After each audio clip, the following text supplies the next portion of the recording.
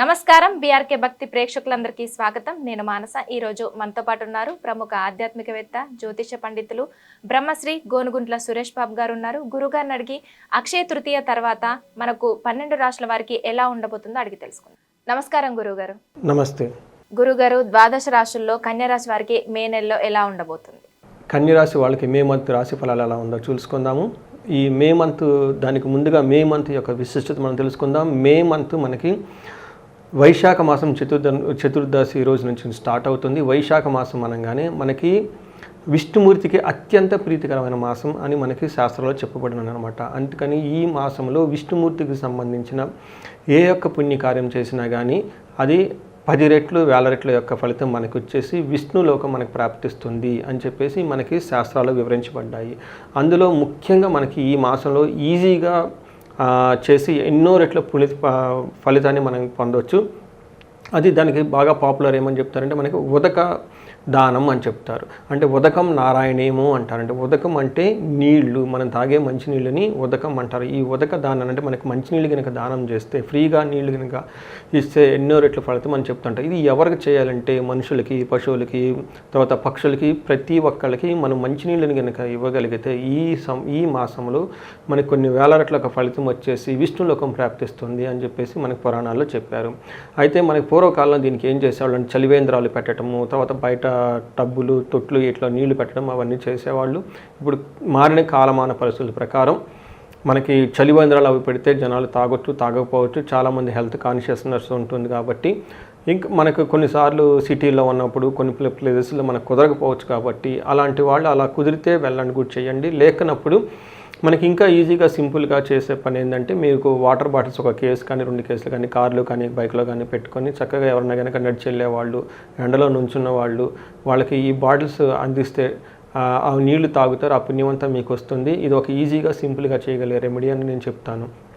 అంతేకాకుండా ఈ మాసంలో మనకి బుద్ధ పూర్ణిమ కూడా ఉంది. మీకు గురువుల్ని చక్కగా ఈ రోజున కనుక బాగా ప్రార్థిస్తే, వాళ్ళకి ఏదైనా గిఫ్ట్లు ఇచ్చినా కానీ ధ్యానిస్తే మీకు విశేషమైన ధనము, జ్ఞానము, సంతానము కలుగుతాయి అని చెప్పేసి శాస్త్రాల్లో వివరించబడ్డాయి. ఇప్పుడు మనం ఈ మంత్ మాసి కన్యారాశి కనుక చూసుకుంటే ఫస్ట్ ఇందులో ఉన్న నక్షత్రాలు కనుక చూసుకుంటే ఇందులో ఉత్తర 2, 3, 4 పాదాలు, హస్త 1, 2, 3, 4 పాదాలు, చిత్త 1, 2 పాదాలు అంతా మనకి కన్యరాశిలో ఉంటాయి. పేరు బలం కనుక మనం చూసుకుంటే ఇందులో టో, పా, పీ, పు, షం, నా, టా, పే, పో అన్న లెటర్స్ అంతా కూడా మనకి కన్యరాశిలో ఉంటాయి.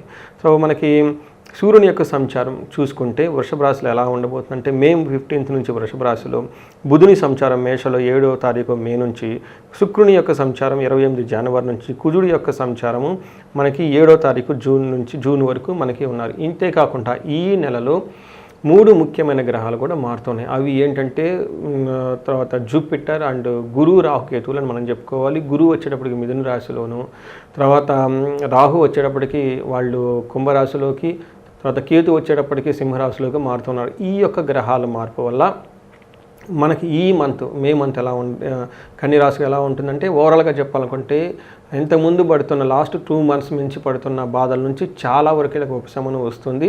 చాలా విషయాల్లో చాలా మెరుగ్గా ఉండి ముందుకెళ్ళే అవకాశం ఎక్కువగా ఉంటుంది. ఇది ఒక బెస్ట్ మంత్ అని కూడా మనం అనుకోవాలి. ఏ ప్రకారంగా అంటే వీళ్ళకి సూర్యుడు మనకి లఘు గోచారం, సూక్ష్మ గోచారం ప్రకారం చూసుకుంటే వీళ్ళకి 9వ ఇంట్లో సూర్యుడు మంచి రిజల్ట్ ఇవ్వరు. కానీ వీళ్ళకి విపరీతం ఉండటం వల్ల సూర్యుడికి వీళ్ళకి చాలా విశేషంగా యోగ్యతను ఇస్తూ ఉన్నాడు. కుజుడు యోగ్యతను ఇస్తూ ఉన్నాడు. అంతేకాకుండా వీళ్ళకి బుధుడు కూడా యోగ్యతను ఇస్తూ ఉన్నాడు. ఒక శుక్రుడు మాత్రం వీళ్ళకి మిక్స్డ్ రిజల్ట్ని తీసుకొస్తున్నారని మనం చెప్పుకోవాలన్నమాట.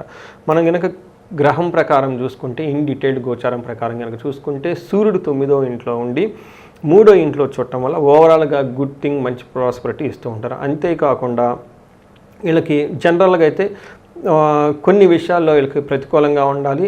జనరల్గా అయితే వీళ్ళకి నిందాపరాధం, కలహము, నిర్దోషత్వం, ధనక్షయం, పుణ్యలాభార్థ నాశనాచో అని చెప్తారు. అంటే ఈ టైంలో జనరల్గా వీళ్ళకి చేసిన పుణ్యం పోవటం, ధననాశనం అవ్వటము, పెద్దలతో విరోధము, అవమానము ఇవన్నీ జరగాల్సిన అవకాశం ఎక్కువగా ఉంది.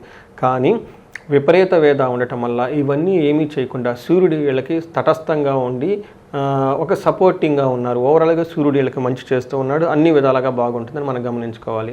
అదేవిధంగా మనకి భూమి పుత్ర కుజుడి గనక చూసుకుంటే కుజుడిని మంగళుడు లేదంటే కుజ అంగారకుడు అంటారు. ఈ గనక చూసుకుంటే వీళ్ళకి ఓవరాల్గా పాజిటివ్గా ఉన్నారు. 11th హౌస్లో కుజుడు ఉండటం వల్ల వీళ్ళకి చాలా యోగ్యతను ఇస్తుందని చెప్పుకోవాలి. ఏ ప్రకారంగా యోగ్యతను ఇస్తుందంటే 11th హౌస్లో ఉండటం వల్ల ధనలాభము, కీర్తి, పుణ్యకార్యాలు చేయటము, నూతన వస్తువులు తీసుకోవటము, వివాదరహితంగా శత్రువు లేక ఉండటం అంతా అనుకూలంగా ఉంటుంది. ఒక రకంగా కుజుడు వీళ్ళకి చాలా మంచి రిజల్ట్ ఇస్తున్నాడని మనం చెప్పుకోవాలి. అయితే మనకి శుక్రుడు వీళ్ళకి 7వ ఇంట్లో ఉండటం వల్ల ఫస్ట్ హౌస్ని చూడటం వల్ల మిక్స్డ్ రిజల్ట్ ఇస్తున్నారని మనం చెప్పుకోవాలి. ఏ విధంగా మిక్స్డ్ రిజల్ట్ అంటే ఫస్ట్ వీళ్ళకి 7వ ఇంట్లో ఉండటం వల్ల కోపస్తదా భీతి సర్వదా క్లేశ జీవనం స్త్రీ జాడ్యం మేహరోగాది భృగో సప్తమే ఫలం.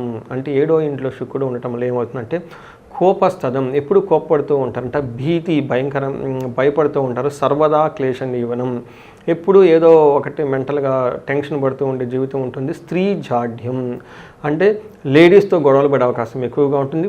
అదే లేడీస్ అయితే పురుషులతో గొడవ పడే అవకాశం ఎక్కువగా ఉంటుంది. మేహ రోగాది భృగవు అంటే వీళ్ళకి టీవీలు, బీపీలు, షుగర్లు ఇలాంటివి వచ్చే అవకాశం ఎక్కువగా ఉంటుంది. కొంచెం జాగ్రత్తగా ఉండాలి హెల్త్ రిలేటెడ్ ఈ కనుక బీపీ, షుగర్లు ఎవరికైనా ఉంటే.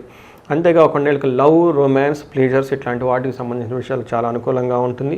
ఓవరాల్గా శుక్రుడు మిక్స్డ్ రిజల్ట్ని, కుజుడు అనుకూలతని, సూర్యుడు కూడా అనుకూలత ఉండటం ద్వారా వీళ్ళకు ఈ మంత్ ఒక 70 to 80% చాలా అనుకూలంగా ఉండే ఒక బెస్ట్ మంత్ అని అనుకోవాలి. అంతేకాకుండా వీళ్ళకి షష్టగ్రహ కూటమి యొక్క దాని నుంచి కూడా చాలా వరకు ఆ టెన్షన్స్ నుంచి బయటపడే అవకాశం కూడా వీళ్ళకి ఈ మంత్ నుంచి ప్రారంభం బాగుంటుంది. కన్యరాశిలో 3 నక్షత్రాలు ఉంటాయి. అవి ఉత్తర ఫాల్గుని, హస్త, చిత్త నక్షత్రాలు మనం అనుకోవాలి. ఇందులో ఉత్తర ఫాల్గుని నక్షత్రం కనుక చూసుకుంటే వీళ్ళకి అనుకూలంగా కొన్ని, ప్రతికూలంగా కొన్ని ఉన్నాయి.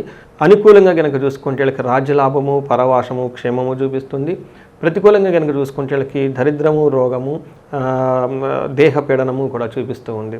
హస్త నక్షత్రం వాళ్ళకి అనుకూలంగా కనుక చూసుకుంటే క్షేమప్రదంగా ఉంటారు, ప్రమోషన్స్ వచ్చే అవకాశం ఎక్కువగా ఉంది. పరవాసము, ఫారిన్ వెళ్ళాలనుకున్న వాళ్ళకి అనుకూలంగా ఉంటుంది.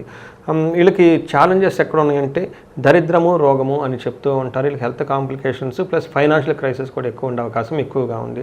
చిత్తా నక్షత్రం వాళ్ళు కనుక చూసుకుంటే వీళ్ళకి క్షేమప్రదంగా ఉంటుంది, రాజ్యలాభము, ప్రమోషన్స్ వచ్చే అవకాశం ఎక్కువగా ఉంటుంది. రోగము, దరిద్రము కూడా చూపిస్తూ ఉంది. వీటిని అనుగుణంగా మనసులో పెట్టుకుని తగు విధంగా డెసిషన్ తీసుకుంటే చాలా బాగుంటుంది. సూర్యుడి వల్ల హస్త, చిత్త నక్షత్రం వాళ్ళకి గాయాలు అయ్యే అవకాశం ఎక్కువగా ఉంది. ప్రయాణాలు చేసినప్పుడు కొంచెం ఇంట్లో ఏదన్నా పని చేసేటప్పుడు కొంచెం కేర్ఫుల్గా ఉండి కొంచెం వాతావరణం అంతా సేఫ్, సెక్యూర్డ్గా ఉండే విధంగా మీరు గమనించుకోవాలి. గురుగారు, ఈ రాశి వారు ఎలాంటి పరిహారం చేసుకుంటే మంచి ఫలితం ఉంటుందంటారు? పరిహారాలు కనుక తీసుకుంటే ఈ రాశి వాళ్ళకి సూర్యుని వల్ల కొంచెం కష్టాలు వచ్చే అవకాశం ఎక్కువగా ఉంది. కాబట్టి వీళ్ళకి గాయత్రి మంత్రం జపం చేయటం, అగ్నిహోత్రం చేయటం, అంతేకాకుండా సూర్యుడికి ఆదిత్య హృదయ స్తోత్రం అని ఉంటుంది. ఇది ఎక్కువగా చదువుకుంటూ ఉండటం, సూర్య నమస్కారాలు చేస్తూ ఉంటే చాలా బాగుంటుంది. ఓవరాల్గా వీళ్ళకి రాజ్య లాభం చూపిస్తుంది. అంటే హయ్యర్ ప్రమోషన్స్ వచ్చే అవకాశం ఎక్కువగా ఉంది. బిజినెస్ పీపుల్కి బిజినెస్ వ్యాపారాన్ని ఎక్స్పాన్షన్ చేసుకునే అవకాశం ఎక్కువగా ఉంటుంది. ఇంకా మనకి C-level పొజిషన్స్, లీడర్షిప్, నాయకత్వ లక్షణాలు కలిగిన పొలిటీషియన్స్కి వీళ్ళందరికీ చక్కటి ఒక ఉన్నత పదవులు వచ్చే అవకాశం ఎక్కువగా ఉంది. అయితే ఎవరికైతే వీళ్ళకి అంత అనుకూలంగా లేదని వాళ్ళు ఫీల్ అవుతున్నారో రాజశ్యామల హోమాన్ని కానీ యజ్ఞం కనుక చూపించుకుంటే వాళ్ళకి విశేషమైన రాజ్యం, అధికార ప్రాప్తి వాళ్ళకి కలుగుతుంది. ఇంకా హెల్త్ కాంప్లికేషన్స్ కనుక ఎవరైనా కనుక ఫేస్ చేస్తూ ఉంటే మహామృత్యుంజయ హోమాన్ని చేయించుకుంటే చాలా బాగుంటుంది. వీళ్ళకి దరిద్రము, ఫైనాన్షియల్ క్రైసిస్ చూపిస్తుంది. కాబట్టి ఎవరైనా కనుక బిజినెస్లో ఇట్లాంటి వాటిలో ఇబ్బంది పడి ఉంటే అగైన్ వాళ్ళకున్న సమస్య తీవ్రతను బట్టి కుబేరు పాశుపత అభిషేకం చేయించుకున్న, స్త్రీ సూక్త సంపుటీకరణతో మహాలక్ష్మి విశేష హోమం చేయించుకున్న వీళ్ళకి విశేషంగా వాళ్ళు కోల్పోయిన ధనాన్ని, వాళ్ళకి నష్టపోయిన ధనాన్ని మళ్ళీ వీళ్ళు తిరిగి వచ్చే అవకాశం చాలా ఎక్కువగా ఉంటుంది. సో ఈ ప్రకారంగా తగిన జాగ్రత్తలు తీసుకొని చక్కగా ప్లాన్ చేసుకొని ఈ మంత్లో మీకు అష్టైశ్వర్యాలు కలగాలని, భోగభాగ్యాలు కలగాలని, అందరూ శుభంగా ఉండాలని కోరుకుంటున్నానండి. ఓకే గురుగారు, కన్యరాశి వారి గురించి అలాగే వాళ్ళు చేసుకోవాల్సిన పరిహారం గురించి చాలా చక్కగా వివరించారు. ధన్యవాదాలు. నమస్తే.